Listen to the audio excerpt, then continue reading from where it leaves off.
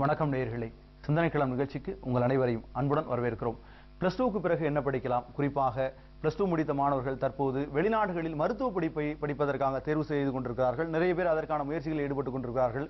அவர்களுக்கு ஒரு வழிகாட்டும் முயற்சியாக அதாவது வெளிநாடுகளில் எந்தெந்த நாடுகளில் மருத்துவத்தை படிக்கலாம், என்னென்ன மருத்துவத்தில் என்னென்ன துறைகளை படிக்கலாம், எந்தெந்த நாடுகளில் இந்தியாவை சேர்ந்தவர்கள் படிப்பதற்கான வசதிகள் இருக்கிறது, இந்திய அரசாங்கம் அதற்கான என்ன வழிவகைகளை செய்திருக்கிறது, அந்த நாடுகள் அந்த இங்கிருந்து இந்தியாவிலிருந்து போகக்கூடிய மாணவர்களுக்கு என்ன வகையான உதவிகள் செய்கிறது உள்ளிட்ட பல்வேறு விஷயங்களை நம்மோடு விரிவாக பேசுவதற்காக டாவோ மெடிக்கல் ஸ்கூல் ஆஃப் ஃபவுண்டேஷனுடைய ரீஜனல் மேனேஜர் திரு முகமது ஹனி அவர்கள் நம்மோடு வந்திருக்கிறார். அவரிடம் இது குறித்து விரிவாக பேசலாம். வணக்கம் சார். வணக்கம் சார். இன்றைக்கு பிளஸ் டூ இந்திய மாணவர்கள் பெரும்பாலும் பிளஸ் டூ முடித்த பிறகு வெளிநாட்டு கல்வி எல்லா வகையிலும் பொறியியல் தொடங்கி மருத்துவம் வரை எல்லா படிப்புகளையும் தேர்வு செய்கிறார்கள். மருத்துவம் தொடர்பான படிப்புகளை நிறைய பேர் தேர்வு செய்கிறார்கள். அதற்கான காரணங்கள் இங்க இருக்கக்கூடிய அந்த விலை அப்படிங்கிறது அல்லது அதற்கான கட்டணங்கிறது அதிகமாக இருக்கிறது என்ற ஒரு காரணத்தை சொல்கிறார்கள்.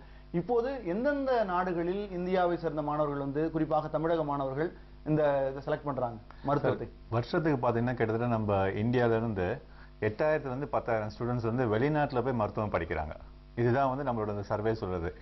இதுக்கு அப்புறம் பாத்தீங்கன்னா முக்கியமான கண்ட்ரிஸ் அங்க போய் படிக்கிற என்னென்ன கண்ட்ரிஸ் பாத்தீங்கன்னா படிக்கிற countries Russia, China, Ukraine, Armenia, Georgia, Philippines.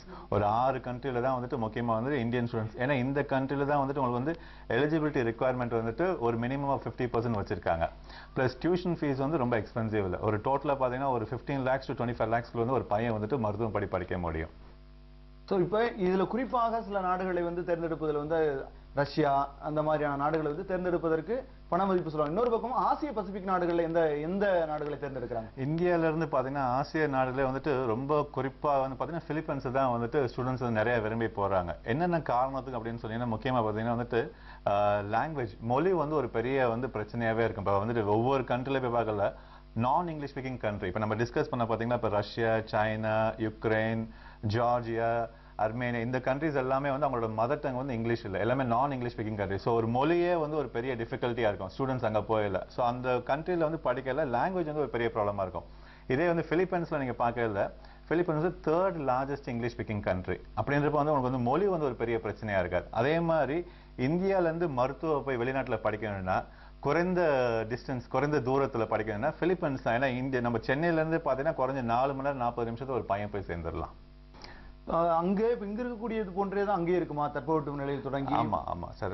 For example பாத்தீங்கன்னா இப்போ உங்களுக்கு நம்ம ஊர்ல எப்படி சம்மர்ல என்ன இது இருக்கோ, இப்ப இங்க இருக்க சம்மர்ல என்ன 35 இருந்து 40 டிகிரி அங்க இருக்கும். இதே வின்டர்ல பாத்தீங்கன்னா உங்களுக்கு 15 இருந்து 20 தான் இருக்கும். இது ஒரு ஊட்டியில இருக்க மாதிரி ஒரு கிளைமேட் இருக்கும். இப்ப மீதி கண்ட்ரில பாத்தீங்கன்னா இப்ப ரஷ்யா, சைனா, யுக்ரைன்லாம் பாத்தீங்கன்னா உங்களுக்கு செப்டம்பர், அக்டோபர், நவம்பர், டிசம்பர், ஜனவரி, பிப்ரவரி கிட்டத்தட்ட ஒரு 6 மாசத்துக்கு -20 இருந்து -45 டிகிரி வரைக்கும் போகும். அப்படின்றப்போ ஒரு ஸ்டூடெண்ட் அந்த பர்டிகுலர் அந்த கிளைமேட்டை ஃபேஸ் பண்ணி அதுக்கப்புறம் அவன் மெடிசன் படிக்கிறது ரொம்ப சிரமப்படுவாங்க. கிட்டத்தட்ட பாத்தீங்கன்னா ஒரு 6 மாசம் ஒரு ஃப்ரிட்ஜுக்குள்ள உட்காந்துருக்க மாதிரி ஒரு ஃபீலிங்லேயே இருப்பான்.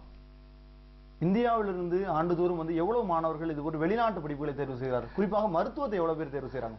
சார் 2002 தான் மெடிக்கல் கவுன்சில் ஆஃப் இந்தியா வெளிநாட்டுல போய் மெடிசன் படிக்கிறதுக்கு அனுமதி வழங்கப்பட்டது. மீன்ஸ் இந்தியால இருந்து வெளிநாட்டுல போய் அதுல இருந்து பாத்தீங்கன்னா இந்த கடைசி 4 வருஷத்துல 10,000 இருந்து 15,000 ஸ்டூடெண்ட்ஸ் வெளிநாட்டுல போய் படிக்கிறாங்க. குறிப்பா பாத்தீங்கன்னா அவங்க சூஸ் பண்ற கண்ட்ரி மெயினா பிலிப்பைன்ஸ் சூஸ் பண்றாங்க.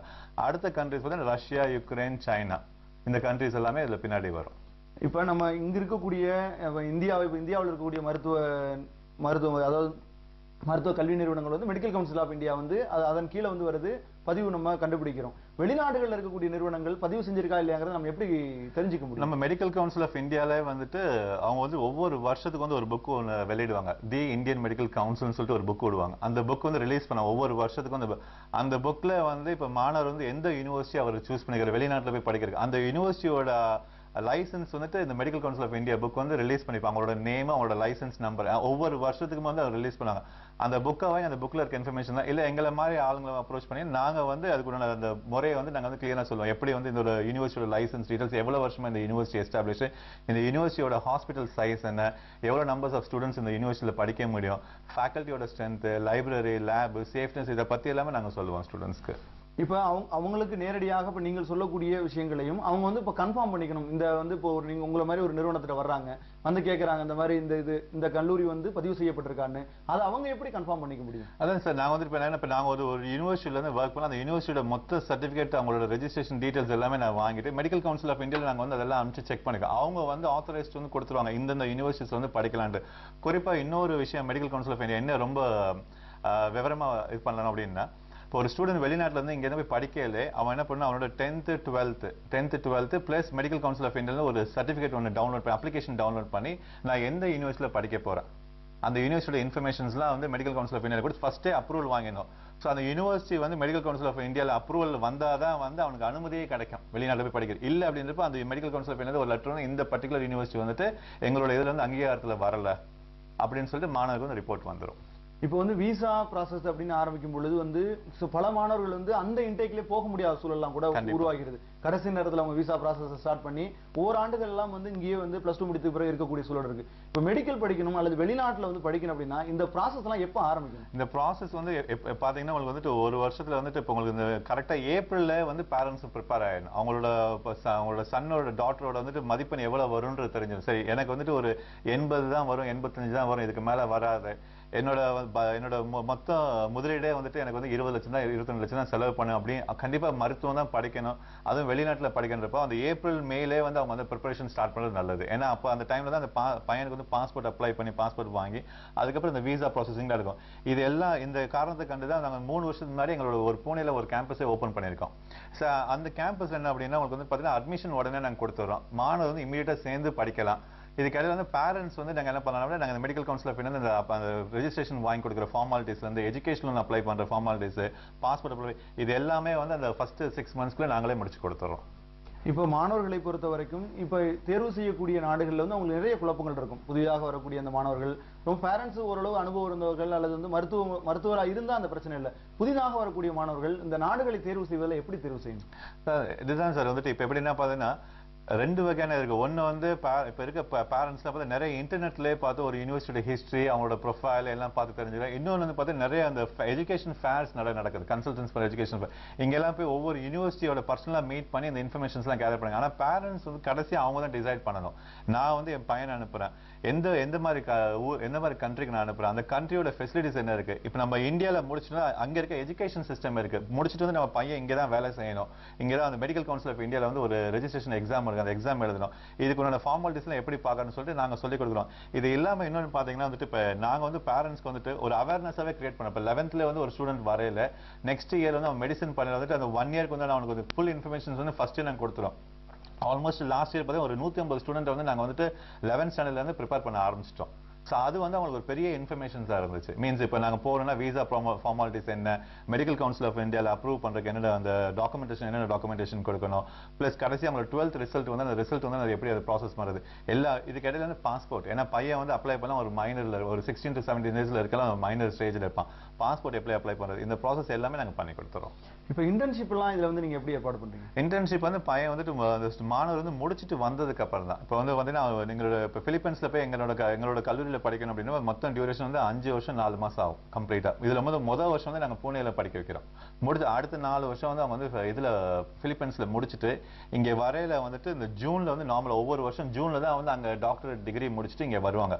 ஸோ செப்டம்பர்ல வந்து மெடிக்கல் கவுன்சில் ஆஃப் இந்தியாவில் வந்து ஒரு என்ட்ரன்ஸ் எக்ஸாம் இருக்கு, மீன்ஸ் ஸ்கிரீனிங் டெஸ்ட் அப்படின்பாங்க. அது வந்து NBE national board of examination அவங்க வந்து இந்த என்ட்ரன்ஸ் டெஸ்ட் நடத்துறாங்க நார்மலா. இந்த டெஸ்ட்டுக்கு வந்து ஃபர்ஸ்ட் அதுக்கு தான் நாங்க ப்ரிப்பரேஷன்ஸ் கொடுக்குறோம். அது வந்து பாத்தீங்கன்னா கிட்டத்தட்ட வந்து ஒரு 1.5 months வந்து நாங்க ப்ரிப்பரேஷன்ஸ் ஃபுல்லா கொடுத்துட்டு ஸ்டூடெண்ட்ஸ் சக்சஸ்ஃபுல்லா முடிச்சதுக்கு அப்புறம் இன்டர்ன்ஷிப் நாங்களே வந்து சென்னையிலயோ இல்ல சவுத் இந்தியால வாங்கி கொடுத்தோம். கிட்டத்தட்ட பாத்தீங்கன்னா இப்ப எங்களோட ஸ்டூடெண்ட்ஸ் பாத்தீங்கன்னா லாஸ்ட் இயர்ல வந்துட்டு டாப்பர்ஸே நாங்க தான் இருக்கோம். மீன்ஸ் இப்ப எங்க கல்லூரியில முடிச்ச ஸ்டூடெண்ட்ஸ் தான் பாத்தீங்கன்னா டாப் 1, 2, 5, 6, 7, 9 இந்த ரேங்கிங்ஸ்ல பார்த்தீங்கன்னா எங்களோட ஸ்டூடெண்ட்ஸ் தான் இருக்காங்க. ஏன்னா அந்த கோச்சிங் நல்லா இருக்கும். இங்க முடிச்சுட்டு வரையில இந்த மெடிக்கல் கவுன்சில் ஆஃப் இந்தியால அந்த எக்ஸாமுக்கு நாங்களே கம்ப்ளீட்டா ப்ரிப்பேர் பண்ணி கொடுத்துறோம். ஓராண்டுகள் வந்து இந்தியாவில் படிக்க வைக்கிறீங்க, மற்றபடி மீதம் 4 ஆண்டுகள் 4 வருஷம் 4 மாசம் வந்து பிலிப்பைன்ஸ்ல படிக்க வைக்கிறீங்க. இங்க வந்து அவர்கள் என்ன படிப்பாங்க? அங்க போய் இதே டிகிரியோட இதோட கண்டினியூட்டி தான் அங்க படிப்பாங்க. இதோட கண்டினியூ இங்க வந்து ப்ரீ மெடிசன் சொல்லிட்டு என்ன ரீசனுக்கு இங்க ஆரம்பிச்சோம் பூனேல அப்படின்னா 3 வருஷம் முன்னாடி தான் இங்க ஆரம்பிச்சோம் பூனேல. இதுக்கு முன்னாடி வந்து டேட்டா ஆரம்பிச்சிருந்தோம். அப்ப பேரண்ட்ஸ் என்ன சொல்லுவாங்க, சார் இல்ல சார் வந்துட்டு எங்களுக்கு இன்ஃபர்மேஷன்ஸ் எல்லாம் நல்லா இன்ஃபர்மேஷன்ஸ் தான் கரெக்டா இருக்கு, எஜுகேஷன் சிஸ்டம் புரிஞ்சிருக்கு, நீங்க சொன்ன ஒவ்வொரு ஆனா பையன் வந்து இந்த வரைக்கும் தனியா டிராவல் பண்ணதே இல்ல பொண்ணு வந்து நான் தனியா இருக்காரு. தொடர்ந்து பேசலாம். வணக்கம், யார் எங்க இருந்து பேசுறீங்க? வணக்கம் சார், நான் வந்து சென்னையில இருந்து பேசுறேன், ராமகிருஷ்ணன் சொல்லிட்டு. சொல்லுங்க சார். என்னோட பையன் வந்து பயோ படிக்கிறான், +2 படிச்சுட்டு இருக்கான் இப்போ. Okay sir. வந்து நானோ டெக்னாலஜி படிக்கணும்னு விரும்புறான். Okay sir. அதை பத்தி கொஞ்சம் நீங்க சொன்னீங்கன்னா என்ன ஸ்கோப் இருக்கு, எப்படி படிக்கலாங்கிறது சொன்னீங்கன்னா நல்லா இருக்கும். ஓகே சார், லைன்ல இருக்கு. ஓகே, வணக்கம் சார். சொல்லுங்க சார். இந்த நானோ படிக்கணும் அப்படிங்கிறது அவருடைய பையன் +2 இந்த ஆண்டு படிச்சிட்டு இருக்காராம். நானோ டெக்னாலஜில படிக்கணும் அப்படிங்கிற வெளிநாட்டுல அது மாதிரியான படிப்புகள் படிக்க முடியும். வெளிநாட்டுல படிக்கலாம் சார். வெளிநாட்டுல படிக்கலாம் பார்த்தா கண்ட்ரிஸ் பாத்தீங்கன்னா உங்களுக்கு UK, US, ஆஸ்திரேலியா, கனடா இருக்கு. இதுல பட்ஜெட் உங்களுக்கு மீன்ஸ் பட்ஜெட் பாத்தீங்கன்னா டியூஷன் ஃபீஸ் பாத்தீங்கன்னா குறைஞ்ச 25 லட்சத்துல இருந்து 30 லட்சம் ரூபாய் வரும். இதுக்கு ஒரு 2 எக்ஸாம் இருக்கு. SAT SATன்னு ஒரு எக்ஸாம் ஒன்று இருக்கு, TOEFL ஒரு எக்ஸாம். இந்த 2 எக்ஸாம் எழுதிட்டு எங்களை கான்டாக்ட் பண்ணா அட்மிஷன்ஸ் நாங்களே வாங்கி கொடுக்கலாம். நல்ல மார்க் 12th மோர் தென் 75% எடுக்கிறேன்னா கேரண்டியா வந்து ஒரு 25% வரைக்கும் ஸ்காலர்ஷிப்ஸ் வாங்கி கொடுக்கலாம். நானோ டெக்னாலஜிக்கு இப்ப பெரிய அளவிற்கான இப்ப இந்தியாவிலேயே வந்து பெரிய அளவுக்கு இந்த ஆண்டு